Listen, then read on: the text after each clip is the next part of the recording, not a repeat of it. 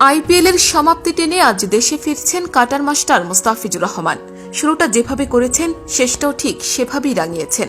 বিদায়ী ম্যাচে ফিজের ঝুলিতে দুলছে নতুন রেকর্ড। চলতি মৌসুমে যে কীর্তি মুস্তাফিজ গড়েছেন সে কীর্তি গড়তে পারেনি কেউই। 25 কোটির স্টার্ক ও 20 কোটির প্যাট কামিন্সকেও ছাড়িয়ে গেছেন কাটার মাস্টার। এক ম্যাচে 4 ওভার হাত ঘুরিয়ে কিপ্টে বোলারের খাতায় নাম লেখালেন মুস্তাফিজুর রহমান। গতকাল পাঞ্জাবের বিপক্ষে ডেথ ওভারের রাজা থেকে ডট বলে রাজা বনে গেলেন কাটার মাস্টার। মাঠে নামার আগে যেন পকেটে পুরেছেন জাদুর কৌটা। একের পর এক কাটারের সুবাদে দেখালেন ডট বল আদায়ের কারিশমা। চেন্নাই হারলেও এই ফিজকে ভক্তরা কখনো ভুলতে পারবে বলে মনে হয় না। 9 ম্যাচে মুস্তাফিজ চেন্নাইকে যা দিয়েছে তা হয়তো দিতে পারেনি অন্য বোলাররা। বল করেছেন মোটে 24টি, তার মধ্যে 14টিতেই কোনো রান তুলতে পারেনি পাঞ্জাবের ব্যাটাররা। তৃতীয় ওভারে প্রথমবার বোলিংয়ে এসেই দেখাতে শুরু করেন কবজির জোর। ব্যক্তিগত প্রথম ওভারে দিয়েছেন 3টি ডট, বাকি 3 বলে দিয়েছেন মোটে 3 রান।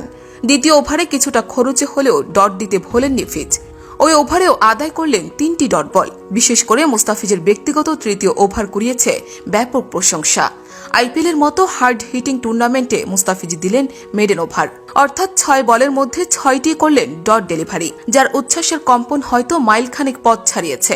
গতকাল পাঞ্জাবের বিপক্ষে চেন্নাই যখন ছন্দ হারিয়ে পরাজয় বরণের অপেক্ষা করছে, তখনও আপন আলোয় জ্বলজ্বল করছিল বাংলার লায়ন। এটা সত্যি, কোনো উইকেট তিনি পাননি, তাতে কি ফিজ গড়েছেন অমর কীর্তি।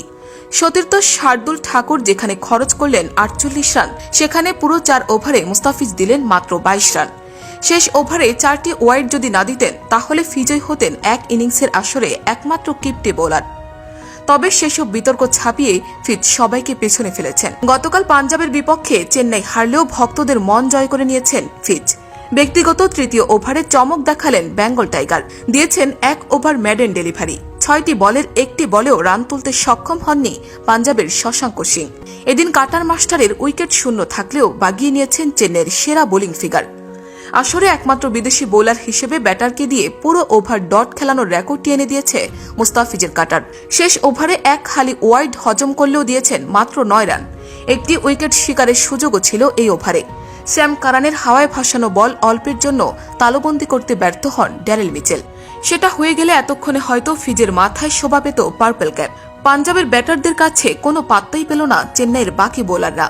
ডেথ ওভারে ফিজের সাথে জুটি করা পাথিরানা তো আজ খেলতেই পারলেন না। মুস্তাফিজের চলে যাওয়ায় চেন্নাই শিবিরে উকি দিচ্ছে নতুন সংখ্যা।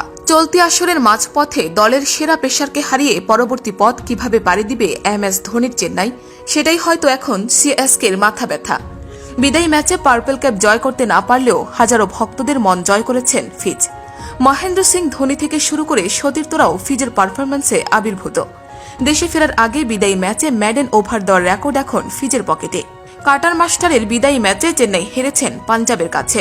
ফিজও জয়ের জন্য চালিয়েছিলেন জোর চেষ্টা, কিন্তু বড্ড সংক্ষিপ্ত ছিল চেন্নাইয়ের রানের খাতা। মার্কুটে আইপিএলে 200 রানও গোনায় করছেন না ব্যাটসম্যানরা। সেই হিসেবে আজকের ম্যাচে চেন্নাই ফাইটিং স্কোরের ধারে কাছেও ছিল না। সেখানে জয় পাওয়া আর মরুভূমিতে পানি খুঁজে পাওয়া যেন একই কথা।